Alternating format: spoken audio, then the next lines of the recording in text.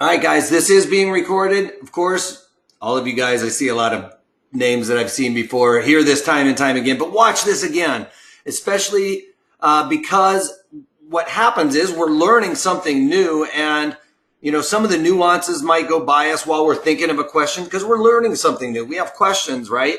Well, the second time through, you may catch your question a little bit earlier, but the major takeaway here is that you will remember it much longer if you watch it relatively soon afterwards. Anytime you review your notes, like if you take a class or something and you review your notes right afterwards, then you will remember that longer. If you wait a few months down the road or a month down the road, it's going to be like learning it all over again. Trevor's in the house. All right, so watch this one again, or if you can watch just another long call butterfly webinar, because sometimes in those other webinars, you guys ask questions and drive our focus here. So sometimes I might be focusing on something else where those people that were attending that webinar wanted me to talk a little bit more about. So you'll get a little bit more information, possibly. No guarantees in life, but possibly. All right, let me get a couple things out of the way real quick. My name is Eric Wilkinson. I've been on CNBC, Fox Business for everything from economic to geopolitical and market analysis. Started trading in college with some money I earned and a psychology degree. Decided to switch it over to finance and traded throughout college. After graduating college, I moved straight to Chicago to work on the floor of the Board of Trade. I never even made a resume. I just went on there and begged for a job, got a job my first day walking around on the floor, and was there ever since for the last, except for the last 5 years maybe. I've been on the screen. All right, this says any opinions, news, research, or analysis or other information should not be construed as investment advice. The reason why it can't be investment advice and I can't give investment advice is because I don't know what's in your portfolio, you guys, and I have no idea what your risk parameters are. So there's no way I can say, hey, this is a good trade for your portfolio because I don't know if it fits. I just can't do that. Anyway, please remember past performance of any trading system or methodology is not necessarily indicative of future results. I did a webinar with Andrew Minecker, trader and psychologist. Well, Double D, I say, as a matter of fact, when I went on the floor, I told those guys my psychology minor was more influential in my trading than even my finance. Guys on the floor would actually ask me what the economic data points would mean a lot of time. But, so that did help. Don't get me wrong. But the psychology of everything going on, all our emotions tied to this trading thing is really what makes people have their pitfalls. And I try and talk about that time and time again. If we create a process, right?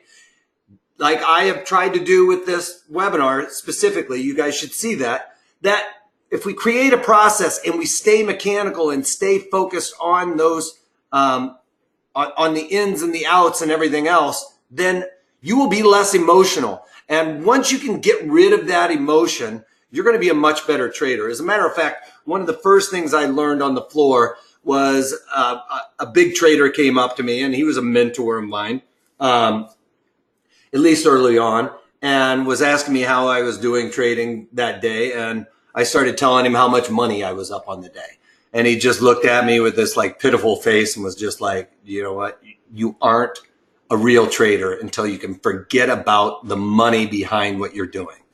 It's all about ins and outs and probabilities and all of these other things. And once you do that, you'll be able to sleep at night, and you're going to be a much more confident trader because you're going to follow your rules that you set out and follow through. All right. So try to do that. Follow my rules, stay mechanical, and get the emotion out of it. And above all, stop thinking about this as being money. We're thinking about this as probabilities of success and whether or not the probabilities will be beating us and what to do then. All right. With your degree, then would you know why the market is puking now that Trump is back in the country? Well, today, which market are you talking about? The equities? The equities today were kind of unchanged, really. But, the market's trying to, right now, bad economic data is good economic data right now, because what the market is trying to signal to the Fed is we want you to cut rates. We want easy money. Well, if you guys follow me on the daily market commentaries, I do market commentaries every single day. Back in October of 2018, I was screaming at the Fed to pause. And even in December, I was begging them not to raise rates. So they've overdone it in my eyes. Now, have they overdone it and put us back into a recession? I don't think so. I don't think we're quite there yet. Yes, we're seeing some fractures in the economy where there's some pullbacks and stuff like that. Maybe recession in Germany and France or something. But here in the United States, I don't think we're really seeing that. Yes, the tariffs are going to put a drag on the economy. But, if we can get lower oil prices and things of that nature, that should offset some of that and create more velocity of money to help us out there. But all in all, right now, it's a real bizarro world. And watch those daily market commentaries, you guys. This is basically the stuff I talk about in those. Sometimes I do run a little long, and like I am right now, not talking about the webinar. I have a tendency to chat on. So the overall markets are really funny right now. They're begging for a cut by, in about a month or so, which I don't think the Fed is going to do. I don't think they're going to cut in 2019. So I think that they're going to leave it here and let it meld a little bit longer.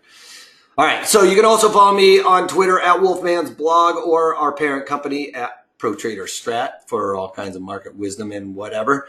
Now, this is going to be on the long call butterfly. All right. But one of the things I want you to forget about is that we aren't really knowing at this point what we're doing. All right. What we really are trying to do is set this up where we know that the market, why won't you slide for me? The idea here is we come up with a neutral market bias, right? So right now we don't know that we're doing the long call butterfly. Although the long call butterfly is a strategy that is for a market neutral assumption, right? So we've narrowed it down. But what I want you to come away with here is we have a market neutral bias, all right? So we have to figure out with that market neutral bias, what is the best strategy for that type of environment, okay? So just because we have a market neutral strategy or a market neutral bias does not mean that the long call butterfly is your go-to, right? Because we have several rules that we have to follow before we even come up with this. So the idea is once you come up with your market neutral bias, then you have narrowed it down to a very select few strategies, okay? You could do a long strangle, you could do a short strangle, right? But those two environments are completely different, all right, for something. Well, actually, they're for two different market assumptions as well, but so that might have been a bad example. But the fact of the matter is what we're doing is we come up with a market neutral bias, and we're going to narrow it down to the long call butterfly, all right? And if you remember, we started out with this bias that we were bullish. We had a bullish bias. So what I want you to think about, a lot of you guys have been in these classes since the beginning. We started out with like really bullish, and those strategies have slowly morphed into being slightly less bullish biased, right? Last week we did the broken wing butterfly. The broken wing butterfly had a bullish to neutral, more neutral, but bullish in the aspect that we were worried about upside. Now with this, when we come up with a market neutral bias, we are having a bias in either direction, whereas with broken wing butterfly, we kind of were leaning towards, we were worried about the upside, but we believed the market was going to settle down, right? So here we are just specific. We think the market is going to kind of die out right here. How will the market react if there's no rate cut in June? I think the Fed fund futures are starting to take out that probability of the rate cut. But if they don't cut rates, I think that you might see the equities fall with the bonds. All right. But that's just going to be a short-lived tantrum that the market throws. I like to call it a tantrum. Right now, the market's throwing tantrums. You know, the yield curve's inverting, everything. You know, the market's really throwing a tantrum right now, trying to get their way. All right, so I mentioned this several times. Market assumption is neutral. So we want the market movement. If we are picking the long call butterfly, we need that movement to stay inside the wings. Okay. Now, when I say the wings on the butterfly here, the reason why we call it a butterfly, or at least on the floor, is you're going to be selling to, and I'm getting a little ahead here, we're selling to at the monies, right? These are on your things, the at the monies. And then this would, let's say, in the money, and this is out of the money or whatever, out of the money, okay? So we're selling to in the monies, and then we're going to be buying it in the money and an out of the money. So basically you're buying that in the money one and you're selling the out of the money one. So the idea was there's your body of your butterfly and then there's your wings. Okay. So we want this market movement, you know, that goes up and down to stay within these wings here. Okay. So that's ultimately what we want, a sideways market. Yes, it can rally up and come back down and stuff like that. But ultimately, we want it to settle down quite nicely inside of that, inside of those wings. All right. So if you hear me saying that, that's really what I'm talking about specifically. So how do we build it out? A lot of people look at the long call butterfly as a long call spread, which is right here. Your long call spread and then your short call spread put together creates that butterfly because you got the two short at the monies, right? The two short at the monies and then the out of the monies to create that wing for the butterfly. All right. Another way to look at it would be to say, all right, well, we're just selling those two at the money. We're jamming them together. And then you got the two at the monies. Here's your butterfly like this, and then your wings like that. There you go. Pretty butterfly. So selling two short at the monies. You can go slightly out of the money with these. You know, if you had maybe just a slight bullish bias, maybe you thought it was just going to go up to, you know, if you watch the daily market commentaries, the point of control, right? If the market was trading right here and I thought it was going to migrate up to the point of control and settle down, well, I might pick these two short strikes as where I'm going. So I get that little bit of bullish move and then create those wings around it. So you can position this just slightly according to my rules with the way that I need to get a collection of credit versus, you know, the width of the, pay the debit with the, with this strategy, the width of the spread is going to come into account. So if you get too far away from at the money, these rules are not going to fit with this strategy for the underlying and everything else that we have going on. All right. So one of the first things we come up with is we're looking at XYZ, right? And we say we're neutral bias. All right. We have a neutral bias. So XYZ, I've got a neutral bias. I don't know that I'm doing the butterfly yet. I don't know any of that. All I know is XYZ, my bias is neutral. And I want, you know, you can't like buy or sell a stock when you have a neutral bias. So options is the perfect segue for especially newer traders. With this being said, the butterfly does take a little bit longer than some other option strategies. So just know the butterfly isn't one of my favorite strategies because it takes a long time for a lot longer time than, let's say, a naked short call or something like that to get to my profit target. Butterflies just take a long time to decay, especially when you're doing these at the money. Actually, anywhere you do them, it takes a long time to, you know, come to fruition, if you will. All right, so picking the right underlying. We know our underlying is XYZ, right? So how do I know if XYZ is okay to trade options? Okay for options. Is anybody? Options.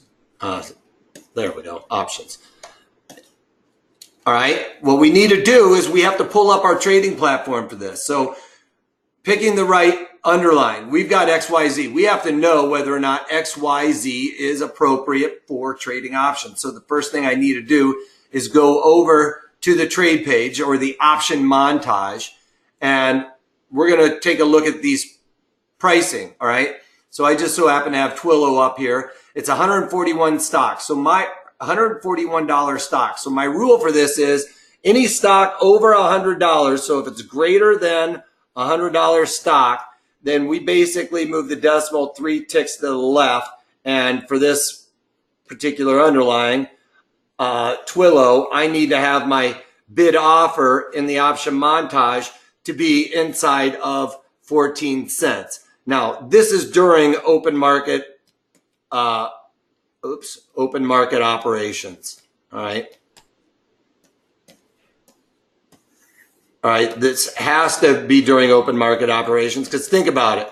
When we are trading during the day and the market closes, what happens? All our orders get canceled. All right. So, somebody might have been, a much better bid here on this particular option montage. This is the option montage, everything on this whole page. So make sure you check this rule beforehand. So right now, if I was looking at it during open market operations and these are 20 cents wide, I would say that's too wide for my rule. I wouldn't want to necessarily trade options around this, because that means there's not a lot of volume and open interest in here. It means that there's only a couple of, there's only a few eyeballs kind of in this market. All right. There's only a few eyeballs in this market that are very happy because he's got all his gritty teeth. He's the only one watching it. All right. He's the only one making a market.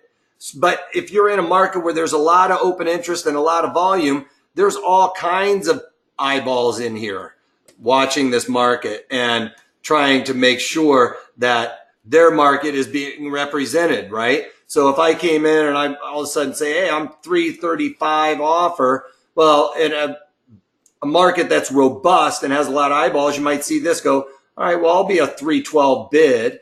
But if that's not, this guy's not even going to do anything for you. He's just going to sit there and watch it. He's not going to do anything. So you're going to have to give up a lot of edge to get in. I might have to go all the way down to 320, give up like 15, 20 cents to one side. Well, if I have to give up 15 to 20 cents to get into this trade, I'm probably going to have to give up that same 15 to 20 cents to get out of it. And if this is the only guy that's in there trading, guess what? He just bought it from me when I sold it, giving up 15, 20 cents. And then 10 days later sold it back to me for a scratch because he didn't really take any risk. The theta decay and all that other stuff that went in with it, he was just able to give up a little bit of edge and get out for a scratch. So he didn't take a whole lot of risk. While you were in this trade for 2 weeks taking risk. All right. So stay away from that. So a stock over $100, we move the decimal 3 ticks to the left. If it is a stock under $100, then my rule is if it's less than $100 on the stock, then it needs to be 10 cents wide from the bid ask. And that's in the spot month. So spot month is usually about 35 days to expiration is where everybody is starting to trade. And we're pretty close to that. What happens is if I've been trading in here, I'm right now rolling, I roll out to the further duration or start looking out here because, the sweet spot is about 35 days to go. There's not a lot of premiums in there. People start falling out and start moving to these further durations around a week to go. There's a lot of gamma and a lot of other things that go on inside of that. So for this rule, we're going to be wanting to look at the ones where we're around 35 days to expiration. Check that. You can see that Activision fits that rule. It's under $100 stock. We are inside of 10 cents wide. But remember, check this during open market operations. They're only going to get tighter during open market operations, you guys. So you're not going to have to worry about that too much. So picking the right underline, less than, if it's greater than $100, if it's a $100 stock, then we move the decimal 3 ticks to the left, and that's how wide it should be. All right. And if it is less than $100 stock, then it needs to be 10 cents wide. It needs to be 10 cents wide or less. Okay? And that's during open market operations. Yes, this is TD Ameritrade, Thinkorswim. TD Ameritrade's Thinkorswim.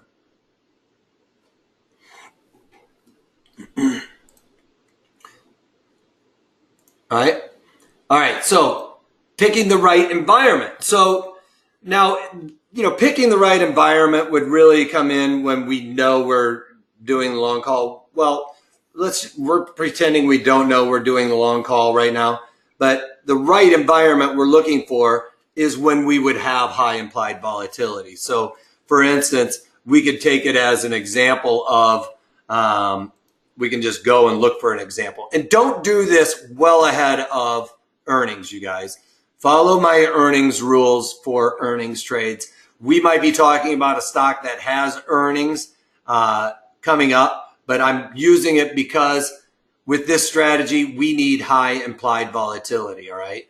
So, and I'm not even talking about implied volatility over here. That's not what I'm talking about. I'm talking about implied volatility in relation to itself, because every stock has a tendency to have its highs and lows. So let's take an example out of here where we have some high implied volatility. Let's look at IBM. So IBM right now, it's currently volatility is trading at 27, right? Now that's not what I'm talking about here. That 27 does not tell me anything, whether it's high or low for IBM. 27 is just a number, all right? But what we need to know is where 27 is, volatility is in relation to where, IBM usually is. And we can see that IBM usually at the very top is 41. That's the most extreme we've seen, and the extreme lows we've seen is 10. So, stocks have a tendency to stay within a range, kind of like your Fibonacci's, your support and resistances as well. Well, implied volatility does the same thing for an underline, all right? And this is implied volatility. So 27 doesn't tell me anything. 27 tells me where, if I look at this chart, where it is in relation to where IBM normally is, which is right around 27, is like a mid-market kind of thing. But you can see once volatility gets jammed in there, we see the volatility has a tendency to come out of these markets quickly. And we used to call on the floor that the volatility crush. You want to try and get ahead of that volatility crush when you're selling premium. All right. So we want to get ahead of that. We have high implied volatility. That starts working. IBM, it's a $135 stock. Move the decimal 3 ticks to the left. 13, 14 cents is how wide these bid asks should be, just out of the money during open market operations, about 36 days to expiration. You can see that fits this rule. Even afterwards, when all the markets are, when the market's closed and all the orders have been, a lot of orders have been canceled. So when we're looking at the right environment, we need the implied volatility percent. We need IV percent to be greater than, we need IV percent is the key here, right? IV percent to be greater, or sorry, that's greater than. We need IV percent to be greater than 50, all right? So how do we come up with this number? Now, Double D was saying, are you on Thinkorswim TD Ameritrade? It might not have this. What you need to do is take the volatility, there's that 27 again. It doesn't tell us anything other than volatility is at 27. But what we want to find out is where it is in relation to all this in the past. So we have the high, we need to find the high, the low. The high is 41, the low is 10, and the current is 27. So we have this fraction here. And we take the current minus the low and take that sum and divide it by the high minus the low, all right, which is pretty simple. So we go 27 minus 10, and then we got 41 minus 10, all right? Put that in our fraction. So now we have 17 divided by 31. So that's, if I were to do the math on that right away, I would have to say that that is somewhere close to Trying to do the math in my head real quick. So 50, I'm getting 54, something close to that. But yeah, 54. But you can see here, I have it. I have the code, like the code that goes in there that you put in, so I can do it because everything I trade has to do with implied volatility percent. Because what does this 27 tell us? This 27 for IBM tells us we are in the upper half of volatility, which means it's going to want to revert back down. We expect volatility to come out when it's at elevated levels. Just like when it's at really low levels, we expect it to rise. When it's at high levels, we expect it to go down, all right? So with this strategy, and we're talking about the environment, we need the IV, implied volatility percent, when we come up with that math, to be above 50. So that works. The environment, we have to expect that volatility is going to come out, which is why I don't want you to do this well ahead of earnings. We can see there's an earnings in the month that I'm going to be talking about. We're going to pretend like I can use an eraser over here and just kind of erase that out. Maybe if I use black, I can get rid of that. So now we don't have an earnings in there, right? So we're good. So we have a clean month is what we would talk about on the floor with high implied volatility. So don't do this around earnings. Like I would never set this strategy up for an earnings trade right now. Just not going to happen. But I would set it up outside of something like that. So we're going to pretend that IBM does not have an earnings in it today, all right? But the other thing I wanted to show you is something with it similarly priced, all right? So 27 for IBM we've determined is pretty close to middle of the road, just slightly above an IV percent of 50. Well, let's look at something that doesn't usually have a lot of volatility. And you can see TLT, which is an ETF, you know, its high is 15. Its low is 8. It's currently at 11. We never saw IBM go to 11 or even the, well, actually we did. We saw it go to 10, but that would have been pretty close to the highs of, you know, TLT. So that's why I want to mention, don't just look at implied volatility. We need to look at what the implied volatility percent is and why. Because that tells us where XYZ's premiums, it's where XYZ's premiums are at the highest levels, right? That's where you're getting the most money for XYZ premium in the options, all right? So yes, you aren't going to get a whole lot of money for some of these just out of the money options in TLT compared to IBM. You know, if you're just comparing apples to oranges, this is where the problem lies, right? You're going to look at TLT and be always looking at IBM and saying, oh my God, I get so much better premium over there at IBM. I should be selling that premium rather than selling premium in TLT. No, don't look at it that way. We have to look at each individual underlying circumstances, all right? Because TLT rarely gets above 14, we would want to be selling it when it's at elevated levels, all right, to expect the market to revert back, all right, just like if you wanted it at low levels, all right? So we need to know where implied volatility is when it is in relation to where it's been in the past, so that when we get that volatility come out, we know that we are, you know, in a high probability scenario. You know, we could even look at TLT for different the same strategy, and you can see that if I were to look at the just at the monies, the 131s, and I were to go and sell two of these and then go $3 down, let's say, TLT, I did the 32, so $3 down. We're going to buy the 29 and go $3 higher to the 35s and buy those. And I need to sell an extra 32, it looks like. So sell an extra 32. So I got 1 by 2 by 1. All right.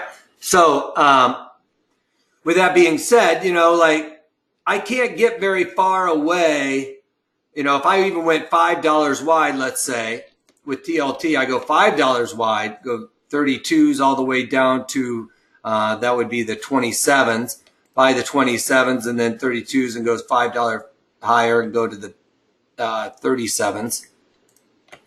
All right. Make sure I built that out 1 by 2 by 1. All right. So we got $5 wide. We've got a $1.98 debit. So $2 debit on a $5 wide. All right. That's not very great. Now let's go look over at IBM real quick. So IBM, you know, if IBM had low implied volatility, like extreme low implied volatility at, what we were looking at for TLT, you can see where the pricing, you know, they're going to have very similar pricing. If IBM's implied volatility was 11, they would have very similar pricing. It wouldn't be too far off. But we go over and look at IBM. Let's just assume IBM's pricing was around where TLT's is. We would probably see this kind of debit. We can see that it has higher implied volatility on just a regular basis anyway. So we can go over and look at it. If I go over and sell, we already determined that IBM, move it 3 ticks to the left. It fits that rule, right? For XYZ. So we've got the right underlying. Now I'm looking at the environment. I know it's an IV percent of above 50. So let's just take a look at, if I sold 2 of these on the IBM, closest is 135. Let's do that as the at the money then. So I sold 2 of those, and then I can probably go, let's just look at $10 down and then $10 higher, just because the other one was $5 we were looking at, right? And you can see I've got it $10 wide and I'm paying about the same debit. And that's all a function of it's all a function of volatility, all right? So if IBM was trading at an IB of 11, we could expect that we would have only been able to maybe only go $5 wide or something like that, okay? So we want high implied volatility around this because it allows us to get these wings a lot further away. This being the wing, right? We talked about that being the wing and that being the wing and this being the base, right? For our butterfly. What happens is we're allowed to get those wings further away than normal to, you know, the 25 and the 45, was it? Yeah, the 45. So we're allowed to get further away, whereas if it was really low volatility, we'd have to go in tighter, right? So trying to set yourself up for success before you enter the trade is a mandate with me, right? That's why we have to go through these rules and make sure it fits the environment. We don't want to set ourselves up for success and be doing this long call butterfly in IBM when implied volatility is really low. Because you can see that we have to bring our wings in closer. And I said, we want the market to stay within the wings of this spread during the life of this strategy. So we need high implied volatility. Well, some of you might be saying, Wolfman, of course you're going to get wider wings when it's volatile because, you know, when it's low volatility, you expect this kind of movement. When it's high volatility, you get this kind of movement. Yes, but what else did I say? We have experienced this kind of volatility is what I'm saying, which has jacked up the IV percent or even just implied volatility, Vega, all of that stuff. It's jacked up everything, right? But what else did I say? When we think that volatility is at a high, that's when we want to be doing this strategy because volatility coming out of this strategy will help us, all right? So we want to get it when the wings are perceived to be as wide as they are going to ever get. And then when the volatility comes out, those wings shrink up. And all of a sudden we're like, yes, we caught it at that wide swath or whatever. So I'm expecting volatility to come out of this strategy going forward. So now we know we have the right underlying for XYZ, right? IBM, we figured out it has a tight bid ask. Check mark. Check it off. Environment. Well, we have an environment that is greater than 50%. All right, go back to the pen, Wolfman. All right, IV percent of 50. Now we need to go over and look at the duration. The duration for this strategy. Now, the long call butterfly breaks a lot of normal thought process here, right? Because a long call, you know, that says debit. And usually when we're talking about debit, we want low implied volatility. So the butterfly breaks a lot of these rules, okay? We're going to be getting a debit, but we want high volatility, and I'll show you why in a minute. Besides the fact that we want the volatility to come out. The duration, we want the duration to eat away at our premiums, believe it or not. Because remember, the ones that we sold are at the money. And we're looking at the money options here. So the at the money options, you can see this is theta decay. All right, this is theta. And we want that decay. Why? Because we sold those two at the money calls, right? Those are the ones that have all the money in them. So we want all of that money to kind of come out of this strategy rather quickly. So we are going to pick the ones that have the closest to 35 days to expiration, because within these 28 days, remember I said, no, nobody wants to trade inside that 7 days. Yes, you do get all of this volatility contraction, but I don't want to deal with that. Oh, I got the wrong eraser on there. I don't want to have to deal with everything that goes on inside of the 7 days to expiration. I want to stay away from that. So I'm going to stay away from that. I want to be out of this strategy before that comes about. But picking 35 days to expiration is absolutely where I want to be looking. All right. So I'm going to be looking at 35 days to expiration, because let me pull up that platform again. Because picking the right strikes, when we're looking at this, now we've gone through this checklist. We've got the right underline. We've got that. All right. We're going to be looking at 35 days to expiration here, because that's what we want for the butterfly, the long call butterfly. Picking the right strikes. So let's pull up that platform again. Now I'm going to talk about two things here. First off, I want to get back to the environment. All right, when we're looking at Vega, remember I said Vega, volatility, all of that stuff. You can see the Vega numbers are much greater at these at the monies, right? And those are the ones, these Vega in this column here. This column is Vega. All right, and that's volatility. You can see Vega over here. These are all Vegas also. You know, when I'm talking about IV, I'm saying IV percent. These are percents, but not the percent we're looking for. But Vega, you can see the Vega at the monies is much greater than those ones that are out of the money. So when we're selling this strategy, I was telling you I was looking at IBM. I've got a neutral market bias in IBM. So I'm going to sell two of those. So, right, I've doubled down on the ones with the highest volatility. That's why we want volatility to come out, you guys. All right.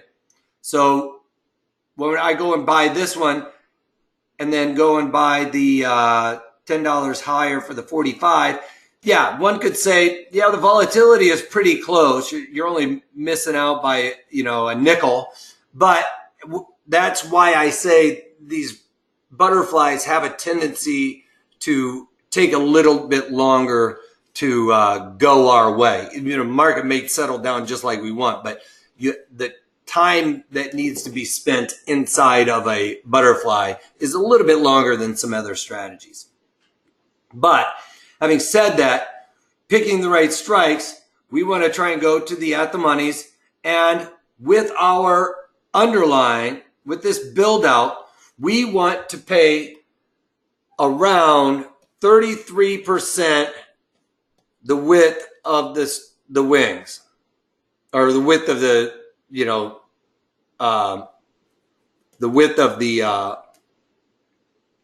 the spread here between the 25 and 35. So that's $10 wide, right? And I'm paying $3.39. That's pretty close to the 33%. I would say that's a green light, all right? Start going much over this, then you're looking at a yellow light. And you might need to think twice about doing that strategy. You'd have to have everything else going your way, all right? But that would be a yellow light. Just like if you were looking at, IBM, and I said it needs to be 14 cents wide, and you're looking at it, and you're like, well, it's 20 cents wide. But I trade IBM all the time. Well, just know that that would be a yellow light for any strategy that I'm talking about that you're building around. You get too many yellow lights or a couple of red lights sprinkled in there, pass. Actually, pass on any red light, but just know that you would have a couple of iffy ones, and then you would want to move on. So we want to pay about 33% the width of the spread here between the two spreads. We said we got a long spread, a short spread, but between the wing and the base is another way to look at it. All right. So if it's if it was a $5, you're going to be looking at paying less than $1.50, right? Because 5 times 33 is somewhere close to that. And if it's $2.50 one, then you're going to be wanting to pay less than about 80 cents. They're not completely equal, but just know that if you go over these numbers, you're kind of starting to look at those yellow lights, all right? So that is picking the right strikes. We want to go about at the money, but picking the right strikes, the key here is 33% between the wing and the base. To the base. All right, and the duration's 35 days to expiration. And we know the underlying and IV is greater than 50, right? I don't have to do that every time, right? All right, so the next thing we need to know is picking or knowing our exit strategy, knowing our exit strategy before entering the trade. This is huge. We want to get out of this when we've gotten about 50% of max profit, all right? So we'll talk about how to figure all that stuff out in a minute, but this is what we're looking for this strategy. But the max loss is always the premium paid. Anytime you pay a premium on a strategy, that's except for one example that I'm not going to go into, but in this example, the premium paid is your max loss. The max profit is that in the money call minus the at the money call minus the premium paid. Remember, I just did the difference on that one. It was $10 wide, right? $10 wide. So we've already gotten this part of it minus that $33.90. So I've got $6.41, right? That's my max profit. I'm looking at 50% of that. 50% of the $6.40. So 322 plus the 339 or 321, that gives us $6.60 is my out. Right? So when I'm going through this, you guys, I write all this stuff down. I know some people hate, journals and stuff like that for trading. I'm a big believer in them. The reason why is because you've got so much data that you can go back and look and make sure that all of this stuff is working. Some people do back testing, right? And back testing is kind of bunk as well. I can come up with all kinds of reasons why back testing doesn't work, all right? But what I'm saying is when you've done a trade, you've had a mindset when you went into it. And I want you to capture that mindset when you went into it, because things change as you go along. And I want you to be able to look back and say, all right, well, this is where I went wrong with this. This is what worked and what didn't work. All right.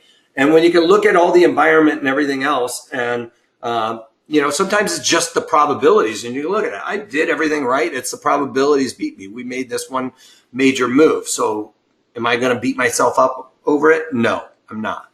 All right. I'm going to let it go. All right. And then finally, our break even, we need to know this because there's two of them. we've got two break evens. The out of the money call is minus the premium paid, and the in the money call is plus the premium paid, because you're paying a debit. It's going to be worse than your wings. And we were looking at our example. I think it was 125, 135, and the 145s, right? So, and these are the calls, all calls, where we bought this one, we sold those two, and then we bought this one. So it's minus the out of the money call here, the $2.39, because we paid a debit for it. All right. So it's got to go inside of that. And up here, we paid a debit for it again on the 239. So that hurts us. So it's got to, our break even is going to be higher by that. At our break even here would be 127.39, right? And then our break even to the downside, we did the 145s. So that's 142.61. Is that right? You guys can double check my math on that, but that's our break even to the other side. All right. So it's pretty simple to come up with that. And the reason why is because we're paying a debit. If we had gotten a credit for a strategy, then you get to add that to the downside and add it to the upside, or subtract it to the downside and add it to the upside. All right, so that is our break even. And finally, this is basically what our strategy will look like. Last week we talked about it where, you do have to nail the number on this one. We need it to be somewhere right around 70 for this underline, which is where our short strikes are, to get that max profit, nailing the number.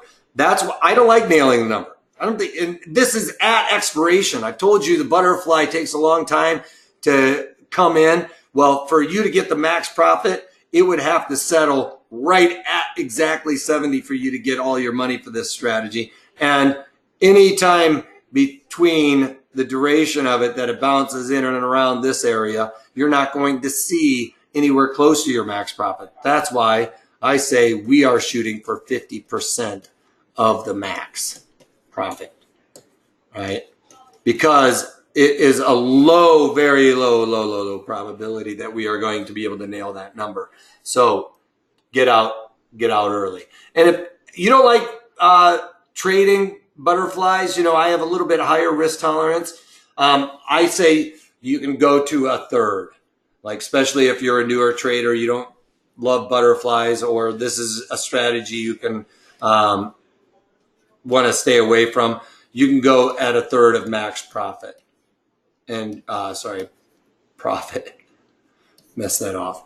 I'm going to give up on it. So if you have a lower risk tolerance, you're newer at options trading, go with a third of max profit.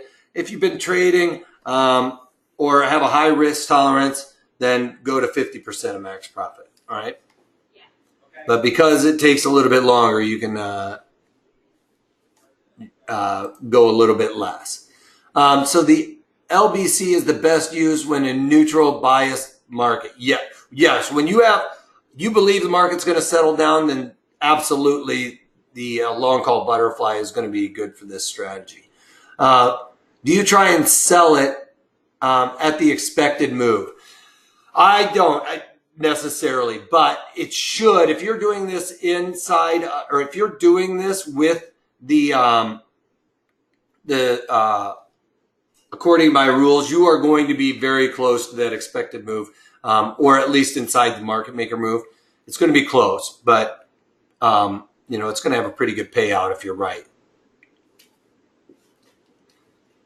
This one, you're going to have risk to both directions. Since it's calls is the risk to the downside. No, you're going to have risk to both directions. Once it goes outside of those wings, though, you're going to be at a max loss, though, right? So, if it goes up here above this level and above, you're at a loss. Same thing below this level, it's all a loss. But it's defined risk. You're not losing any more than that premium you paid, all right? So that's the beauty in this, is the premium paid is where your max loss is, but your risk is in both directions. It doesn't matter if it's the calls or the puts. All right. So if you guys want to throw a couple of examples out there for me to run over, that we got a couple of minutes here that I'd love to, go through a stock that you have a neutral bias in and kind of compare that to everything else. One thing I was going to say is with this strategy, we can look at this as, look at 27 being middle of the road for IBM. The high is 40 and the low is 10. And then I showed you the TLT one, which was an extreme example to the lower side. We could look at Twilio. Now, Twilio doesn't fit my rule, right? It's 20 cents wide on $140 stock. If you're used to trading this a lot, then, make sure that that is a yellow light. But what we're looking for here is that the market, I want to look at the charts, 47 is low for Twilio. Like it gets to 37, maybe 40 at its lowest, right? And we were looking at IBM, and that 40 is the extreme high, right? So another reason, can't compare apples to oranges here, because Twilio, as you can see, has a very low implied volatility percent. It's saying Twilio, albeit, yeah, we have 47. That's pretty darn low for us. As a matter of fact, we don't go lower than 40, right? So Twilio 47 doesn't tell me anything really about its option pricing.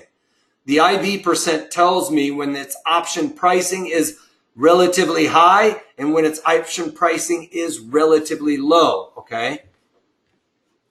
All right, Tesla. Tesla, we've got, I'm not going to do the math on it. Let's just take a look. So Tesla is 32. It's relatively low. That would be a yellow light for me. It doesn't have earnings in the option montage we're looking at.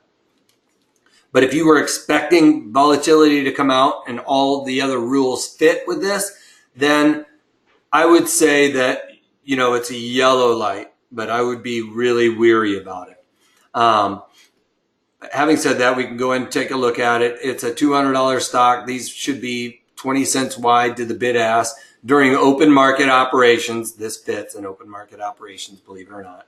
All right, so we're going to look at closest to the at the monies. That's the 215s. So we're going to sell 2 of those, and then I'm going to probably go at least $10 wide. I'm going to try 15 just because it's a $200 stock. A rule of thumb with this is a stock that's $50. You're looking at about $5 wide. A stock that's $100. So $50 stock, we're going to be looking at it being around $5 wide. All right. $100 stock, we're looking at it being about $10 wide. All right. These are just kind of rules of thumb. $200 stock, you're going to be looking at least $15 to $20 wide. All right. So that gets you the starting point. Here I'm going $15 wide. So 200 and then the 30s. So I got to go to the 30s and buy those. $2.23 makes me feel like I did something 15.30. That's pretty good. It fits my rules for that on the debit paid. So I'd say that all of the other things working out here, that would definitely be a strategy I would look at. You're paying very little for as wide as that strategy is. And we don't want it to go outside the wings. So you can just double check where the wings are. 200 and 230. 200 should be a major support area. So you got, as long as it stays within 200 and 230, you're good to go. So as long as we expect this market to settle down around there, then I would say you're all right. Cisco, and you're paying so little, it's almost worth the roll of the dice on it, being a yellow light on the premium. just know that if it had really high implied volatility, your wings would be much wider. All right, so I said Costco. Oh, you did say Costco.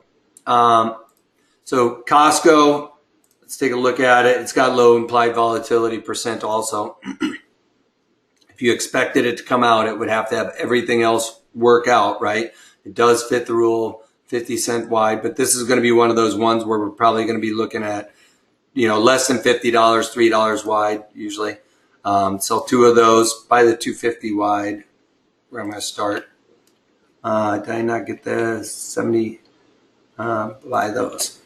All right, so 13-cent debit. Selling the 2 at the monies. Oh, that's why. So selling the, got to switch this one to 7.5. Sorry about that.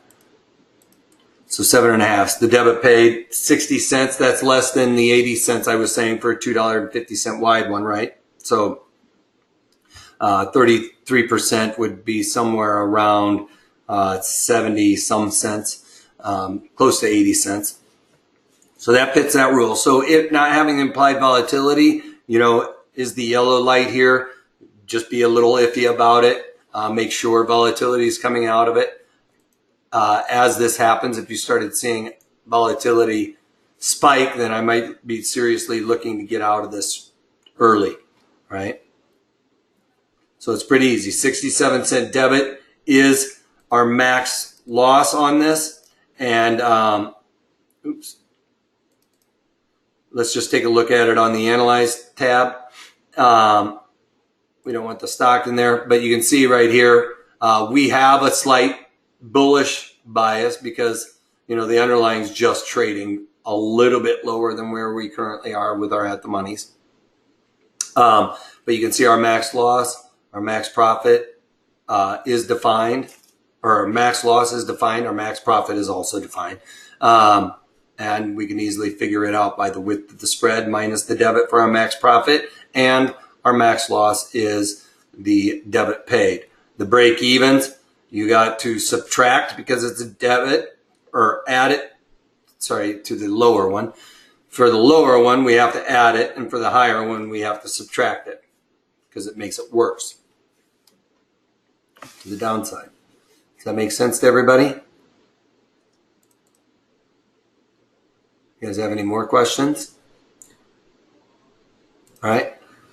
All right, without further ado, then we have this deal today. It is the options trading course for sale for 2. I don't know what the 2 is other than just for the URL. You can type it into your URL. It is in the chat window right there. So for $500, just less than $500, normally over 3,000 if you were to buy these individually. Over in the chat box, you can click on the link to get these. And these are all my favorite ones. Volatility Crush. You heard me talking about that. That's all I talk about really is volatility and Volatility Crush. Floor Trader Hacks. All of these are great because, Volatility Crush is what we're talking about on a daily basis when we are trying to create strategies that have high probability. So these are some of my favorite ones. The Volatility Crush right here. I love Volatility Crush. Option hacks.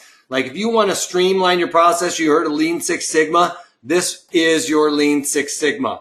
There you go. There's your Six Sigma. So all of those things will streamline your process, make things easier, help you sleep at night. I'm going to show you easy, quick ways to figure out probabilities, to understand where you are in this trade and if the probabilities are beating you or if you're beating the probabilities. Also, this is the basic options. We probably should have this one listed first, but this is a great one because this gives you all the basics, gives you terminology. I try and come up with easy ways for you guys to think about it, like theta is the thief and stuff like that, and correlate my little nuances to help you remember those things. All of that stuff is a great setup. And then finally, trading the options like the Wolfman. So we get you set up with the options basics, and then we start going straight into how to trade those options, like what I'm looking for in detail in and around that, how to measure your odds of winning a trade. And remember I said I don't like trading inside of letting these trades go inside of 7 days. Well, that's because I like to set up trades specifically for that gamma. And that's what this is all about right here, is how to trade the options using gamma. So if I'm looking inside of those 7 days, it's because I want to play around with gamma. So you get all of that, all 4 of these courses, which could take you quite a bit of time to get through, but by the end of it, you guys should be very savvy. And the thing that's beautiful about the way we have this set up right now is if I watch option volatility crush, I can check that one off and say I've watched it. So I know if I skip around and start doing these different trades, I don't have to go back and watch them again on accident unless I want to specifically. You know, you can click on and off on those checklists so you can get it. For $4.97, you guys should take advantage of this because you're getting, this is the biggest deal we've ever offered for $4.97. Like I said, it's over there in the chat window. If you're watching this on tape delay, you're going to have to type this into your URL. This isn't going to be a hot link. The only hot link we have is over there in the chat window. And by the way, we've been talking back and forth in the questions box. Check out that chat window. And, you know, without further ado, I just want to thank you guys all. Oh, wait. Check us out on Facebook, you guys. Go to Facebook and check us out, like us, because a lot of my daily market commentaries are going out there on those. So if you haven't been able to watch all those daily market commentaries, I talk about all my trades, when and where I do those. So give us a like on Facebook, a thumbs up, so you can start watching a few of those. It'll pop into your stream when we put those out. You'll be able to get them quicker. It's actually easier than emailing and everything else. We've kind of streamlined that process too. But there's the link also. Options trading course for sale. You'll just have to, again, punch that in if you're not clicking on the link there and you're watching this on tape delay. And that's about it. You know, if you guys, I know people are out there teaching you how to trade options. I'm not going to lie. Everybody can do it. You can even figure out how to do the long call butterfly online. You could have done that just as easily as watch this webinar. But I don't think online they're going to give you these rules in order to help streamline your process. They're not going to give you a mechanical process. They're not going to tell you where you need to get out of this strategy. They're not even going to give you strike locations, any of that stuff. How much should you pay for versus the spread width? What's volatility got to be? You're not going to find out some of those nuances that we used. Those were top of mind things on the floor as a floor trader. We would never let that happen. What's the Facebook page name? It is Pro Trader Strategies. It's right here. Basically, just look up Pro Trader Strategies and in your search window of Facebook, and you should be able to get it. All right. So if you have any questions, you can reach out to us at 310-598-6677 or email us at trading@protraderstrategies.com. JQ, I haven't forgot about you. I will figure that out to make sure you're on that. And JQ, some of that stuff might be coming out on the Facebook page right now, so that's why we may not have gotten some of those things. Is we're really going to Facebook a lot right now.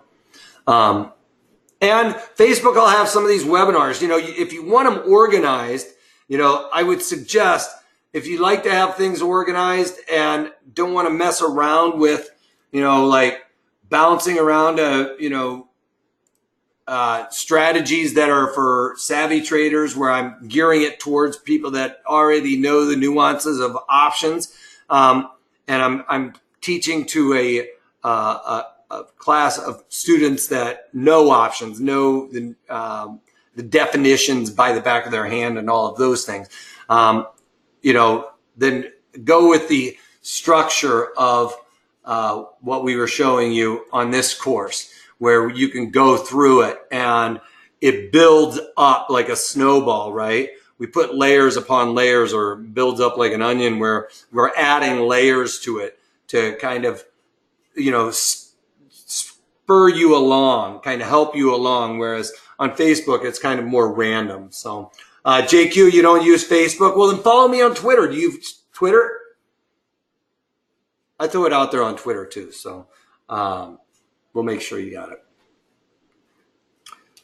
You might have to get Facebook just for us. I'm just kidding.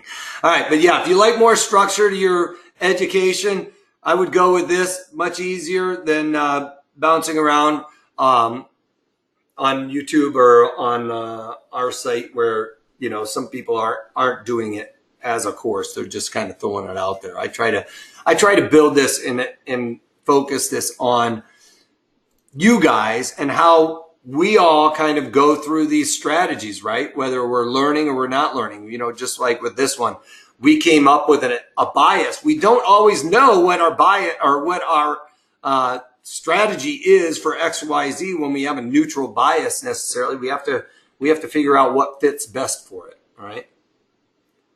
And that's all I've got for you. You guys can take advantage of this. Like I said, this is the link right there. Again, that's not the right link. You're going to have to use this one. Right there. Sorry. Right there. Sorry, I jumped around too far. Right here. Trading options course for sale. That's the one that's the deal for this week. And you can follow us on Facebook, except for JQ, who's right now signing up. All right. That's all I got, you guys. Other than if you can't take that, take it easy. Take it easy, JQ. Thank you, Philip. I appreciate it.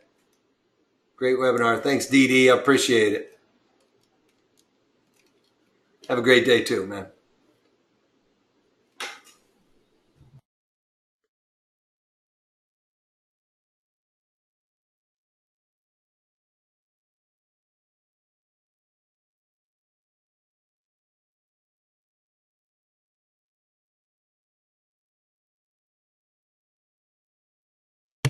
Ted, you just got here? You got really late.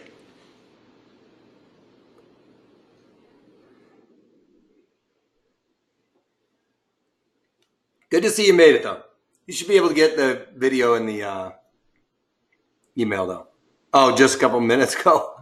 Oh, so you just got here for the deal. You came for the deal.